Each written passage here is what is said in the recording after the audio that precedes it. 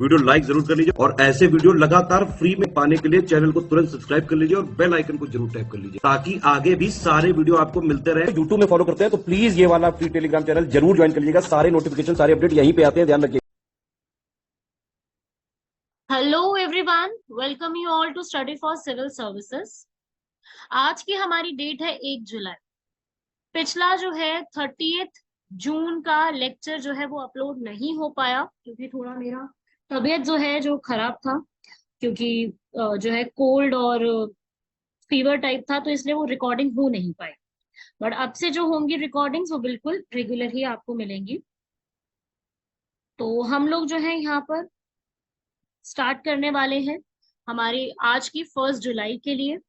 1 जुलाई में अगर आपको ये वाली पीडीएफ चाहिए तो आप हमारे पेड ग्रुप को ज्वाइन करके ये वाले नंबर्स पे कॉल करके आप पीडीएफ ले सकते हैं। अदरवाइज आपको जैसे ये डेली फ्री इनिशिएटिव चल रहा है, इस फ्री के तहत भी आप पूरा इस बात का यहाँ पे लाभ उठा सकते हैं। इस फ्री में भी आप पूरी चीजें यहाँ से ले सकते हैं। चलिए फर्स्ट आर्टिकल को हम लोग देख लेते हैं। नेशनल स्टैटिस्टिक्स डे, सांख्यिकी दिवस, एडीसी, स्वायत्त जिला परिषद, आप मेरे साथ इसको एडीसी ही पढ़ेंगे। फिर है चैंपियंस 2.0 पोर्टल, फिर है पीएम की प्रणाम स्कीम, फिर एक ऐसा आयुध निरस्त्रीकरण और अंतरराष्ट्रीय सुरक्षा की स्थिति और कोशिका संवर्धित अब चिकन जो यहाँ पे बनाया जाए। सबसे पहला राष्ट्रीय सांख्यिकी दिवस 29 जून को मनाया जाता है, पीसी महालनोबिस के बर्थडे वाले। भारत में जो है पीसी, जिनका नाम है प्रसन्नता चंद्र महालनोबिस, जिन्होंने भारत को स्टैटिस्टिक्स और इकोनॉमिक प्लानिंग सिखाया। इस बार का जो राष्ट्रीय सांख्यिकी दिवस है उसकी जो थीम थी वो थी सतत विकास लक्ष्यों की निगरानी के उद्देश्य से राज्य संकेतक संरचना के साथ संयोजन। मतलब कि जो हमारे एसडीजी हैं और जो हम ऑलरेडी काम कर रहे हैं उनको मिला करके यहाँ पे काम किया जाए ताकि हम लोग सस्टेनेबल डेवलपमेंट जो है, सतत विकास के लक्ष्यों को भी अचीव कर सकें। स्टैटिस्टिक्स आपको पता है आपकी डेटा को ऑर्गेनाइज करता है। जितना भी यहाँ पर जटिल आंकड़े होते हैं उनको एक साथ करने की कोशिश करता है। जितना भी बाजार के रुझान होते हैं कि भाई किस तरफ जो है रुख होगा, वो सब विश्लेषण किया जाता है। इवन जो है मेडिसिन, इंजीनियरिंग, वहां पर भी इनकी भूमिका होती है। डिजाइन तैयार करने के लिए, इनोवेशन के लिए, गवर्नमेंट द्वारा पॉलिसीज बनाने के लिए स्टैटिस्टिक्स का बहुत बड़ा योगदान होता है। हमें तभी हर चीज के बारे में, स्टैटिस्टिक्स के बारे में पूरी जानकारी होती है, तभी हम किसी भी चीज का अनुमान बहुत आसानी से लगा पाते हैं। ऐसे ही जो पीसी महालनोबिस है, अब ये जो पर्सन है ये एक इंडियन साइंटिस्ट भी थे और स्टैटिस्टिशियन भी थे। इन्होंने एक महालनोबिस डिस्टेंस किया था और आपको याद है हमारी प्लानिंग कमीशन, योजना आयोग, प्लानिंग कमीशन को बनाने में वन ऑफ द मेंबर थे। साथ ही साथ इन्होंने इंडिया में इंडियन स्टैटिस्टिकल इंस्टीट्यूट, भारतीय सांख्यिकी जो है इंस्टीट्यूट की स्थापना करी। कहाँ पे? कोलकाता में। ये इंपॉर्टेंट है। इन्हें फादर ऑफ स्टैटिस्टिक्स भी कहा जाता है इंडिया में। तो ये सब चीजें जो है कंट्रीब्यूशन, इनके बारे में आपसे पूछा जा सकता है, तो ये आप याद रखिएगा। इन्होंने बहुत सारी और भी चीजों को लेकर के काम किया है प्लानिंग कमीशन में। सबसे ज्यादा बड़ा इनका योगदान प्लानिंग कमीशन में ही कहा जाता है। साथ ही साथ इन्होंने जो सेकेंड 5 ईयर प्लान जो पंचवर्षीय योजना आयोग द्वारा तैयार की गई थी, उसमें भी इनका कंट्रीब्यूशन है। इसीलिए सेकेंड 5 ईयर प्लान को कई बार क्या बोल देते हैं? नेहरू महालनोबिस स्ट्रैटेजी।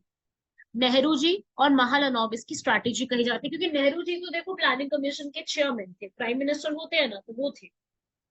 और महालनोबिस की स्ट्रैटेजी थी कि हमें जो उद्योगीकरण है, इंडस्ट्रियलाइजेशन, उसको तेजी से बढ़ाना चाहिए। इन सब चीजों क्लियर हुआ भाई? तो आप ये चीज याद रखिएगा। ये अभी जो दिवस है ये इंपॉर्टेंट है। इसका जो डेट है वो आपको याद रखना है और थीम आपसे पूछी जा सकती है। ये पूरा प्रीलिम्स के लिए है, मेंस जैसा कुछ भी नहीं है इसमें पढ़ने के लिए, सिर्फ प्रीलिम्स के लिए पढ़ना है। मेंस में देखो इससे कोई सवाल नहीं बनेगा। ठीक है, चलो हम अगले आर्टिकल पे बढ़ते हैं। अगला आर्टिकल बहुत ही इंटरेस्टिंग सा है। जिसे कहते हैं हम एडीसी, ऑटोनॉमस डिस्ट्रिक्ट काउंसिल। पहले तो मैं ये बता दूं ये होती क्या है, फिर आते हैं हम मेन न्यूज पर। स्वायत्त जिला परिषद, हमारा जो संविधान की छठी अनुसूची है, आप लोगों ने संविधान पढ़ा है, आपने अनुसूची स्केड्यूल्स के बारे में पढ़ा होगा, उसमें आप लोगों ने याद करी ये trick, tears of old pain. अगर आपको ये ट्रिक नहीं पता तो मुझे उसमें मैसेज करिए कमेंट में कि आपको ये ट्रिक नहीं पता, मैं इसको एक्सप्लेन करूंगी किसी ना किसी वीडियो में। तो इसमें जो ये ओ है ना, ये सिक्स्थ वाला, इसका मतलब होता है अदर शेड्यूल्ड एरियाज। ठीक है, ये शेड्यूल्ड एरिया में 4 जगह आती है। 4 कौन सी आती हैं, आप कैसे लर्न करोगे? 4 स्टेट्स आती हैं, सारी की सारी नॉर्थ ईस्ट की है। आप इसको लर्न कीजिए, ATMM, A for Assam, T for Tripura, M for Meghalaya, M for Mizoram. इसमें एम से मणिपुर नहीं। ठीक है, अब इसको मैं बता देती हूँ लर्न करने का एक और तरीका आप तक। ठीक है, कई बार स्टूडेंट्स को, वैसे ये देखो काफी बच्चों को लर्न होता है, लेकिन मैंने ऐसा देखा है मेरे कई स्टूडेंट्स को ये दिक्कत आती है कि जो ये एम है, ये 2 एम में मेघालय और मिजोरम। अब ये याद नहीं रहता कि इसमें मणिपुर नहीं है। हमें लगता है कि भाई इसमें मेघालय और मिजोरम, तो मणिपुर भी हो सकता है, मतलब कंफ्यूजन हो जाती है, समझ रहे हो? तो उसके लिए मैं एक तरीका बताती हूँ। आपने ट्रिक याद करी ATMM, है ना, ATMM मतलब एटीएम वाली ट्रिक याद करी। तो अब इसमें क्या करो, ATMM में मनी नहीं, मतलब एटीएम जो पड़ा है उसमें खाली है, पैसा नहीं है, उसमें मनी नहीं है। मनी नहीं का मतलब इसके अंदर मणिपुर नहीं है। समझे बात को? तो ऐसे आप उसको लर्न करोगे, ATMM में मनी नहीं। और ये मनी वाली ट्रिक मेरी खुद की बनाई हुई है, तो कैसी लगी जरा मुझे कमेंट बॉक्स में बताइएगा। तो सिक्स्थ शेड्यूल में जो ये बनी हुई है यहाँ पर, उसमें जो है मेघालय आता है। मेघालय में हमारी 3 ऑटोनॉमस डिस्ट्रिक्ट काउंसिल है, एक तो है गारो, एक तो है खासी, और एक है जयंती।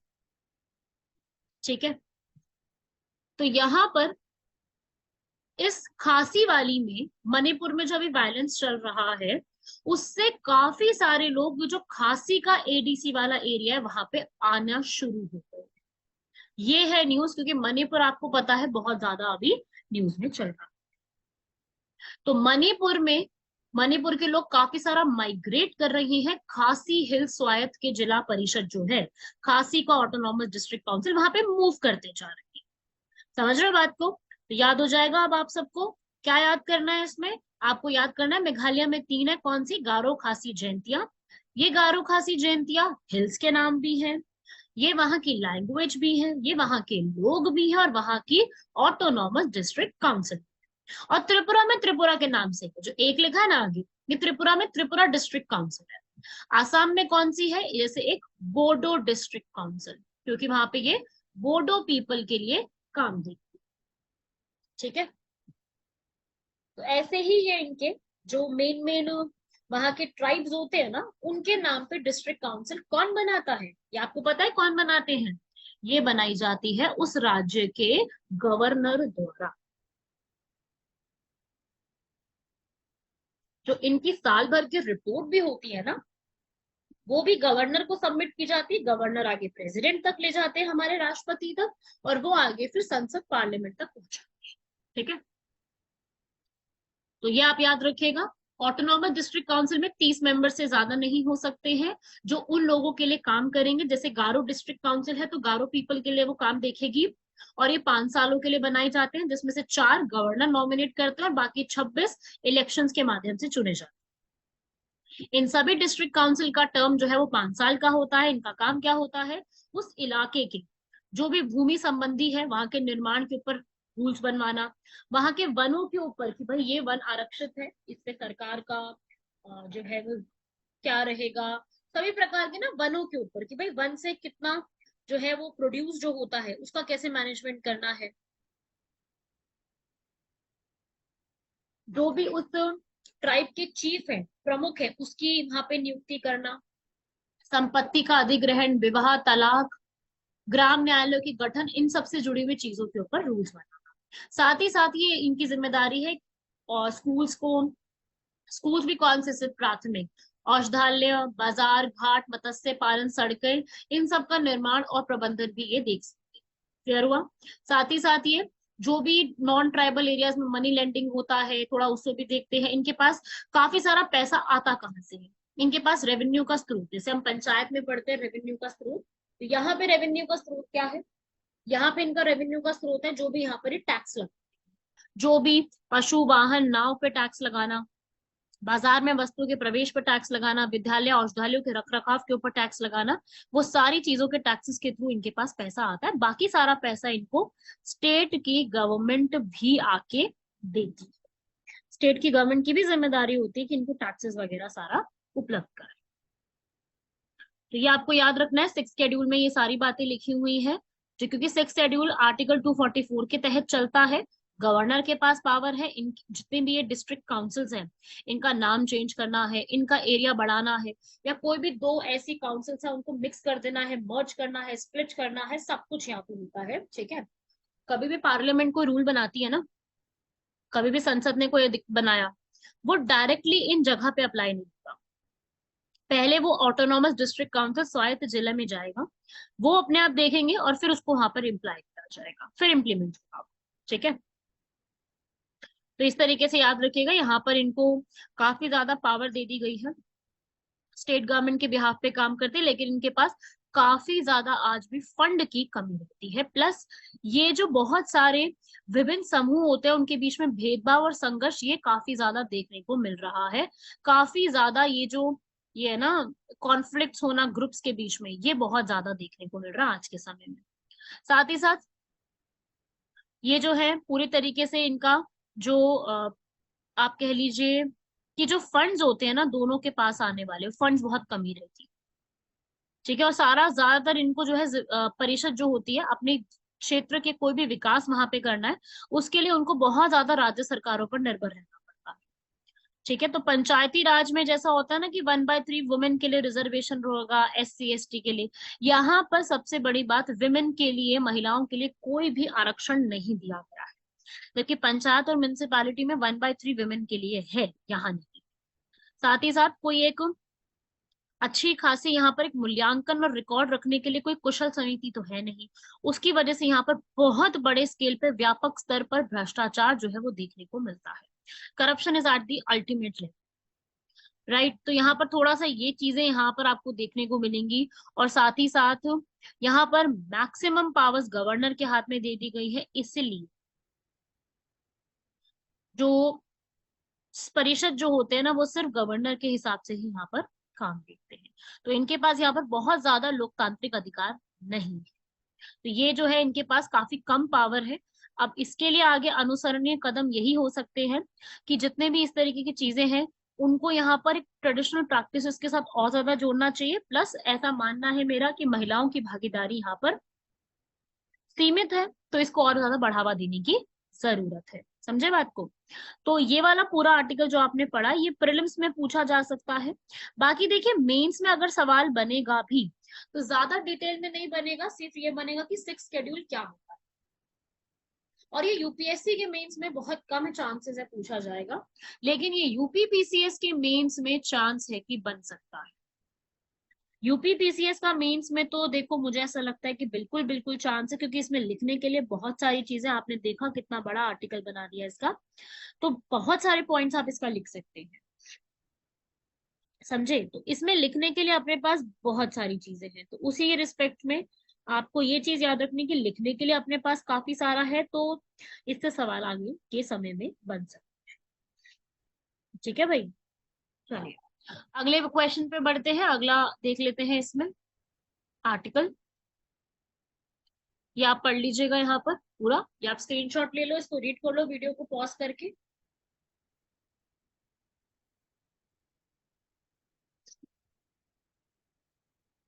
ये देखो भाई, ये है सारे, ये रहा गारो खासी जयंतिया सीक्वेंस में लिखवाया था, ये रहा बोडोलैंड, ये तो गोरखालैंड है, ये वेस्ट बंगाल का पार्ट है। कार्बी एंगलोंग है, सदर हिल्स है, त्रिपुरा की एडीसी है, और नीचे मिजोरम की भी है ये वाली, लाई, चकमा और मारा, ये तीनों किसकी हैं? मिजोरम की। लाई, चकमा, मारा, ये तीनों मिजोरम की आती है। ठीक है? तो इस तरीके से सारी एडीसीज वगैरह है ये वाली। ठीक है, चलो अगले पे बढ़ते हैं भाई। चैंपियंस 2.0 पोर्टल, ये विमेन एंटरप्रेन्योर के लिए एक अलग से बनाई गई है, जिसमें जितने भी एमएसएमईज हैं, micro small and medium enterprises, सूक्ष्म लघु और मध्यम उद्योगों से जुड़ती हुई शिकायत करने के लिए एक पूरी एक विंडो है। ठीक है, शिकायत की एक खिड़की है जिसका नाम है चैंपियंस 2.0। नारायण राणे ने इसको यहाँ पे लॉन्च किया है, वुमेन एंटरप्रेन्योर्स को भी प्रमोट करने के लिए इसको लॉन्च किया है। चैंपियंस की फुल फॉर्म क्या है, प्रीलिम्स के लिए बनेगा भाई, देखो ये सवाल। Creation and harmonious application of modern process for increasing output and national strength, 2020 में लॉन्च हुआ था, जो कि क्या होगा, पूरे तरीके से इसके हेडक्वार्टर्स दिल्ली में बने हुए होंगे। और यहाँ पर अगर आपको एमएसएमई से जुड़ी हुई कोई भी शिकायत दर्ज करनी है तो आप डायरेक्टली इस पोर्टल पे जाकर के दर्ज कर सकते हो। इसमें नई नई फीचर्स आए हैं कि आपको सारी सुविधाएं जो है वो आर्टिफिशियल इंटेलिजेंस एआई के माध्यम से देंगे। 11 लैंग्वेजेस जैसे कि हिंदी, गुजराती, बंगाली, कन्नड़, सब में आपको यहाँ पर इसमें पूरा लैंग्वेज का भी मिलेगा। आप इसमें कोई भी लैंग्वेज चूज करके अपना देख सकते हैं।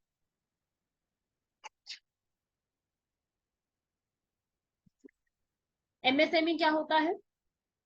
एमएसएमई भारत के सकल घरेलू उत्पाद निर्यात, रोजगार सृजन, समावेशी विकास में काफी बड़ा योगदान देता है, जो कि भारत को मैन्युफैक्चरिंग हब बनाएगा। सरकार को पता है कि भाई इनकी कितनी बड़ी इंपॉर्टेंस है, खादी है, चाहे वो छोटी छोटी स्किल्स के ऊपर, रिसोर्सेज के ऊपर चीजें बना के उसको बेचना और आगे हमारे आर्टिस्ट, हमारे वर्कर्स को काम मिलना, ये बहुत बड़ा, एक बहुत ही इंपॉर्टेंट सेक्टर है। ये भारत की एक हमारे भारत में रोजगार का सबसे बड़ा एक स्रोत बन गया है, हमारी जीडीपी में बहुत अच्छा कंट्रीब्यूट करता है। और जो हम एक बात करते हैं हमेशा कि हमें समावेशी विकास, इंक्लूसिव डेवलपमेंट चाहिए, उसमें बहुत ज्यादा योगदान देता है, क्योंकि इसका मॉडल ही ऐसा है कि अपर से लेकर के डाउन सारे लोगों को इंक्लूड किया जाएगा। ऐसा नहीं कि इस वाले मॉडल से केवल रिच बिजनेसमैन को ही फायदा हो रहा है, ऐसा बिल्कुल भी नहीं। ठीक है, कॉटन, जूट, हर तरीके की चीजें इसमें है। जैसे कॉयर बोर्ड आया, कॉयर बोर्ड से कॉयर इंडस्ट्री बनी, उसके बाद एमएसएमई बनाया गया। एमएसएमई में हर चीज आती है, चाहे आपको सर्विसेज देनी है, आपको कुछ मैन्युफैक्चर करना है, आपको ट्रेड करना है उस चीज का, उसके साथ जुड़ी हुई हर मार्केट को इसने इंक्लूड करा है। तो एमएसएमई का सेक्टर की अगर मैं बात करूं तो पूरे जीडीपी में 29% का कॉन्ट्रीब्यूशन बढ़ गया है, और पूरे एक्सपोर्ट में 40% का कॉन्ट्रीब्यूशन है, जिसमें 110 मिलियन लोगों को रोजगार मिला हुआ है। ठीक है, नया प्रोडक्ट बनाना है, नई सर्विसेज लोगों को देनी है, कच्चा माल चाहिए, औद्योगिक क्षेत्र को बढ़ावा देना है, एमएसएमई इसमें पूरा ग्रोथ देता है। और साथ ही साथ जो एससी और एसटी कैटेगरी के पीपल हैं, जो माइनॉरिटीज हैं, उनको यहाँ पर रोजगार प्रदान करने में काफी ज्यादा सहायक है, चाहे वो महिलाएं हैं, चाहे वो पिछड़े वर्ग हैं, सबको यहाँ पर इंक्लूड किया जाएगा। तो ये हमारे लिए क्या बनाता है, सोशल हार्मनी को डेवलप करता है। ठीक है, अभी लेकिन प्रॉब्लम क्या आती है सबसे बड़ी, कि इनके पास फाइनेंसेस की सबसे ज्यादा कमी है। क्यों? क्योंकि सरकार जो है वो क्रेडिट देने में नाकामयाब रही, मतलब मैं ये नहीं कहूंगी बहुत ज्यादा रही है, पर हाँ कुछ हद तक यहाँ पे रही है।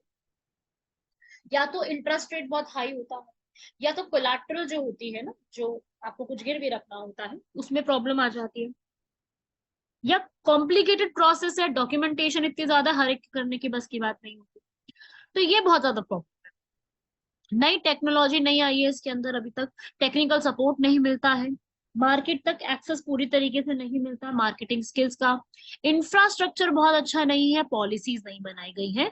अगर हम इंडिया को कहते हैं कि India as a manufacturing hub बनाना है, तो हमें ये सारी चीजें, सबसे बड़ी बात तो फाइनेंसेस का सपोर्ट देना, सरकार की तरफ से पीआईएल, प्रोडक्ट लिंक्ड इंसेंटिव्स मिलने चाहिए, इंफ्रास्ट्रक्चर मिलना चाहिए, इंक्यूबेशन सेंटर्स जो कहते हैं ना कि सुविधा केंद्र, वो सब होनी चाहिए। तो पॉलिसीज होनी चाहिए, और सरकार का पूरा पूरा सपोर्ट ऐसे लोगों के साथ होना चाहिए, तभी एमएसएमईज, मैन्युफैक्चरिंग और सर्विसेज लोगों तक टाइम तक पहुंचेगी, और रोजगार भी बढ़ेगा। और इंडिया को जो एक पहचान है, जो हम चाहते हैं कि India as a super power, India as a, ये हम कहते हैं ना, ये सब बातें वो तभी पॉसिबल हो। तो आपसे एमएसएमईज के बारे में अगर मेंस के एग्जाम में कुछ भी आता है तो आप ये सारी चीजें यूज कर सकते हो। आप लिख सकते हो एमएसएमई सेक्टर क्या होते हैं, आप इसकी डेफिनेशन यहाँ से ले सकते हो। और उसके बाद आप ये लिख सकते हो कि एमएसएमई के फीचर्स क्या है, वो आपको बताए हैं, ये पूरा है फीचर जो आपके सामने 4 पॉइंट्स लिखे हैं। इनका रोल पूछता है तो आप ये बता दीजिए इनका कंट्रीब्यूशन क्या है, पॉइंट्स में दिया गया है आपके आंसर के लिए। तो मेंस आंसर राइटिंग अगर डायरेक्ट बनता है तो आप ऐसे करके अपना पूरा एक आंसर अच्छे से प्रिपेयर कर सकते हो, जिसमें ये सारी बातें आपके सामने लिखी गई। ठीक है, तो ये पूरा जो है आपको याद रखना है, इस पूरे को आप लिख लीजिएगा एमएसएमई सेक्टर्स पे, क्योंकि सरकार ने भी इनसे जुड़ी हुई काफी सारी चीजें करी हैं, इनिशिएटिव लिए हैं, जैसे कि प्रधानमंत्री मुद्रा योजना, 10 लाख तक का आपका लोन रहेगा। आप बिना कोलैटरल गारंटी के लिए 10 लाख तक का लोन ले सकते हो, क्रेडिट गारंटी रहेगी। 10 लाख से ऊपर अगर आपको लोन लेना है तो कुछ गारंटी या फिर कुछ कोलैटरल रखना। आधार का मेमोरेंडम, उद्योग आधार मेमोरेंडम स्टार्ट कराए, जिसमें आपको एक सिंगल नंबर दिया जाएगा ताकि आपके सारे जगह जगह पे आपको जितना भी रजिस्ट्रेशन कराना है वो आप इजीली करा सको। एमएसएमई का समाधान पोर्टल है, आत्मनिर्भर भारत अभियान चलाया गया है। तो सरकार द्वारा ये डिफरेंट डिफरेंट अभियान चला के प्रमोट किया गया। अभी अभी पढ़ा हमने चैंपियंस पोर्टल, तो वो भी तो इसी के लिए है ना, entrepreneurship. Make in India, startup India, stand up India, ये सारी स्कीम्स अलग अलग आई हैं ताकि इन सबको भी प्रमोट किया जा सके। इसके अंदर महिलाओं को भी भागीदारी देने के लिए काफी बढ़ावा दिया गया। डिजिटल इंडिया, तो आगे के लिए यही बात है कि सरकार को फाइनेंस थोड़ा सा इजी करना होगा। ऐसे प्लेटफॉर्म जैसे कि हमने हमारे किसानों के लिए अलग से नाबार्ड बनाया है, ऐसे ही जो है चाहे सिडबी हो चाहे नाबार्ड हो, इन सब में एमएसएमई के लिए अलग से ऑप्शन होना चाहिए। टेक्नोलॉजी थोड़ी इंप्रूव होनी चाहिए ताकि अगर वो टैक्स पे करते हैं तो उनको टैक्स के बेनिफिट्स मिलने चाहिए। अलग से हब होना चाहिए, उनको मार्केट का इजी उपलब्धता होनी चाहिए, गुणवत्ता जो होती है उनकी अवसंरचना की उसमें भी वृद्धि होनी चाहिए। पॉलिसी के सपोर्ट को भी बढ़ावा मिलना चाहिए। क्लियर हुआ भाई? तो इस प्रकार से ये पूरा एक इनिशिएटिव बहुत इंपॉर्टेंट है और ये पूरा आर्टिकल आप मेंस के रिस्पेक्ट में भी पढ़ के जाओगे। आपने चैंपियंस पोर्टल भले ही प्रीलिम्स के लिए पढ़ लिया, ठीक है, बहुत अच्छी बात है, लेकिन मेंस के लिए इस पूरे को पढ़ के जाओ। अगली स्कीम है भाई प्रणाम स्कीम। ये आपको बताया था कि इस बार के बजट में लॉन्च की गई है पीएम प्रणाम स्कीम। हमारी कैबिनेट कमेटी इकोनॉमिक अफेयर्स ने प्रणाम स्कीम को यहाँ पर अप्रूवल भी दे दिया है।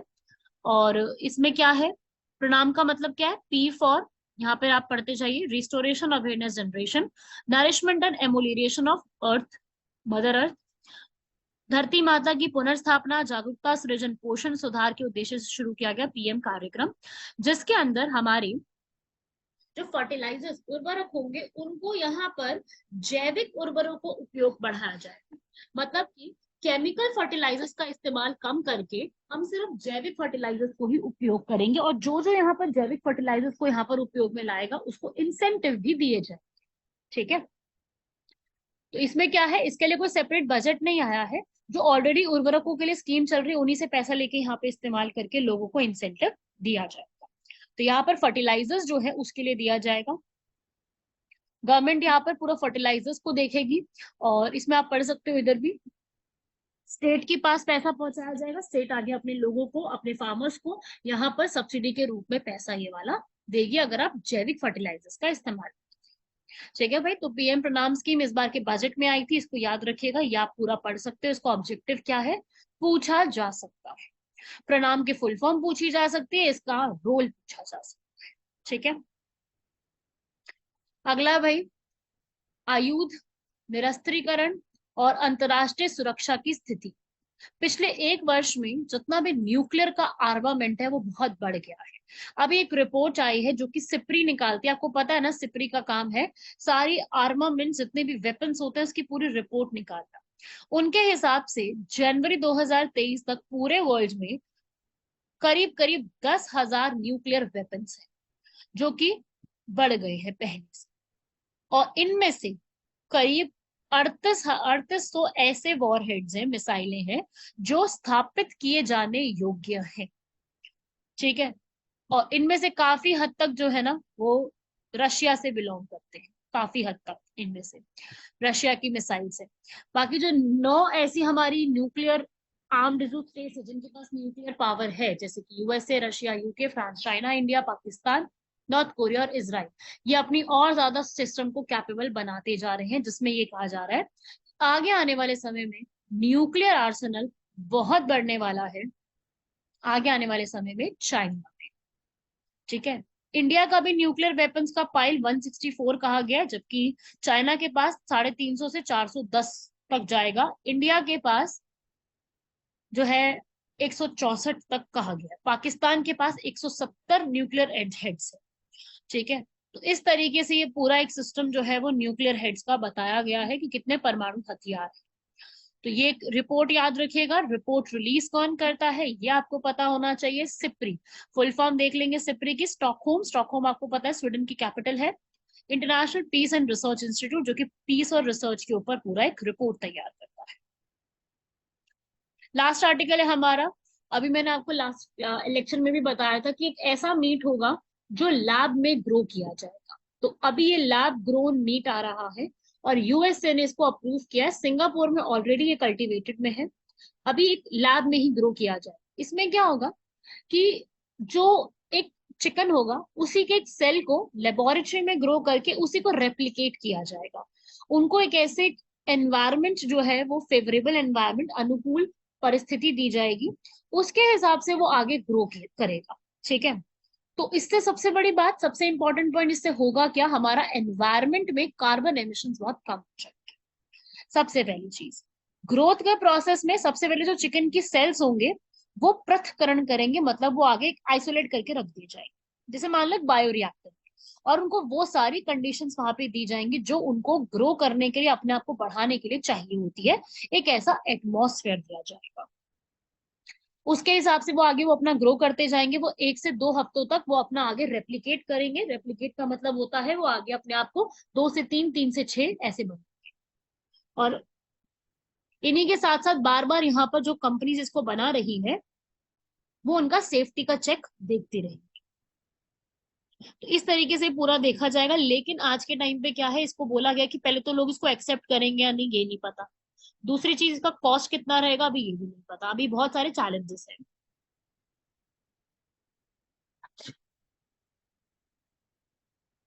इन सब चैलेंजेस को यहाँ पर हमें देखते हुए आगे बढ़ना है। तो ये है पूरा आर्टिकल। आज के हमारे क्वेश्चंस को देख लेते हैं। Zero FIR. जीरो एफआईआर का कॉन्सेप्ट ये कहता है कि भाई ऐसा होता है ना कि अगर आपका क्राइम इस एरिया में हुआ है, वेस्ट दिल्ली के किसी एरिया में, तो वेस्ट दिल्ली के किसी आपको पुलिस स्टेशन में जाकर के अपनी, जहां पे आपका क्राइम हुआ है वहां पे आपको रिपोर्ट दर्ज करानी होगी। लेकिन ऐसा जरूरी नहीं है। जीरो एफआईआर का मतलब होता है कि चाहे क्राइम कहीं पर भी हुआ हो, कहीं पर भी आपराधिक घटना हुई हो, आप कहीं पर भी उसकी रिपोर्ट को दर्ज करा सकते हो। ठीक है। पुलिस ये बात नहीं कह सकती कि भाई ये हमारे क्षेत्र में नहीं आता, हम आपके एफआईआर दर्ज नहीं करेंगे। ऐसा नहीं है। जीरो एफआईआर आप किसी भी एरिया में दर्ज करा सकते हो, इररिस्पेक्टिव आपको क्राइम हुआ कहाँ पर है। होता है ना कि भाई ये हमारे एरिया में तो आता नहीं, हम इसकी दर्ज कैसे कर ले रिपोर्ट। तो उस हिसाब से यहाँ पर इसको क्या कहा जाता है, जीरो एफआईआर। दोनों स्टेटमेंट सही लिखी है। बहुत कॉमन सा टॉपिक है, इसको आप जरूर पढ़िए। ठीक है। ऐसा ही एक ग्लोबल एनवायरनमेंट फैसिलिटी है। ये ग्लोबल एनवायरनमेंट फैसिलिटी जो है ये चीज आपको याद है 1992 में रियो डी जनेरियो में अर्थ समिट हुआ था। सबसे इंपॉर्टेंट समिट कहा जाता है ये, ताकि हम लोग एनवायरनमेंट से जुड़ी हुई प्रॉब्लम को सॉल्व।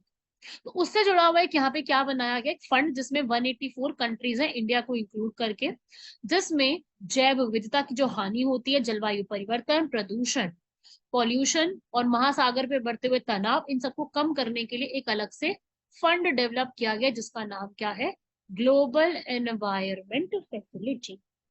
इस ग्लोबल एनवायरमेंट फैसिलिटी के तहत पूरा पूरा यहाँ पर फंड के माध्यम से सारी चीजें यहाँ पे कंप्लीट की जाए। ठीक है भाई, समझे बात को। इस तरीके से एक पूरा आर्टिकल पढ़ के जाइएगा। जितना भी मैंने आपको यहाँ पर बताया है इस पूरे को पढ़ लो अच्छे से। और आप सभी से इस पूरे पर जितना भी आज हमने किए हैं आर्टिकल्स, उन सब पे कोई ना कोई सवाल बन सकता है। ठीक है। सवाल तो देखिए प्रीलिम्स में कहीं से भी बन सकता है, ठीक है, और मेंस में भी। लेकिन मेंस में कई बार आपको पता होता है कि भाई ये आर्टिकल बड़ा है, इसमें ऐसे पढ़ेंगे ज्यादा तो इससे सवाल बनेगा, तो हम मेंस तो आइडेंटिफाई कर पाएंगे। ऐसे ही आप प्रीलिम्स का भी आइडेंटिफिकेशन मेरे साथ करिए। कोशिश करो कि जितना जितना बताया उसको लिखते रहो। जैसे मैंने आपको बताया ना कि आप अलग से नोटबुक बना सारी चीजों की। अब जैसे 0 FIR, आधे बच्चों को तो पता ही होगा 0 FIR के बारे में। अब जिनको नहीं पता है वो यहाँ पे क्या करो, वो अलग से यहाँ पर इसको लिख लो। जो आप मिसलेनियस बना रहे हो ना, वो आप लिख लो। ठीक है, मिसलेनियस बनाते हुए यहाँ पर पूरा लिखते रहो और आपको आराम से इसके ऊपर क्लियर होता जाए। लेकिन वही है कि इतना सारा सिलेबस हो जाएगा, पढ़ना तो देखो पड़ेगा ही। अब आप में से जो यूपीएससी 2024 के लिए प्रिपेयर कर रहे हैं आने वाले एग्जाम के लिए, वो जून से करंट अफेयर पढ़ना शुरू कर। पूरा जून की मेरी वीडियोस हैं, उन पूरी वीडियोस को ऐसा लो कि मतलब 2 दिन में खत्म सारी। जो जो फर्स्ट टाइम पढ़ रहा है, जो रेगुलर पढ़ रहा है, बहुत अच्छी बात। रेगुलर पढ़ने वालों के लिए नहीं मैं कह रही, जो यहाँ पर अभी अभी शुरू किए हैं पढ़ना, वो क्या करो, मेरी सारी वीडियोस एकदम जून की सारी 2 से 3 दिन में बैठ के खत्म करो। और जुलाई से रेगुलर सुनो सारी। डेली वीडियोस आती हैं, डेली करो। 8 आर्टिकल कवर होते हैं, 6 आर्टिकल 2 क्वेश्चन। 8 आर्टिकल डेली कर रहे हो, बहुत अच्छी बात है कि आप आराम से मतलब नॉलेज बहुत लेके जाओगे। और बाकी आपको ये लेक्चर्स कैसे लगते हैं मुझे जरूर कमेंट बॉक्स में बताइए। I always read the comment, सारे कमेंट्स को मैं खुद पढ़ती हूँ, रिप्लाई भी देती हूँ। मेरा नाम है आयुषी मदा। ठीक है, आपने देखा होगा वहां पर।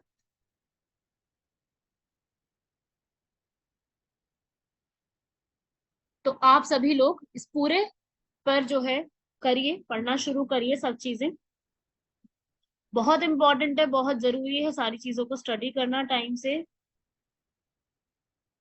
और कोशिश करते रहिए। उम्मीद है आप लोगों से कि आप सभी को सारी चीजें समझ में आ रही होंगी और आप धीरे धीरे करके सारी चीजों को कंप्लीट भी करते जाएंगे।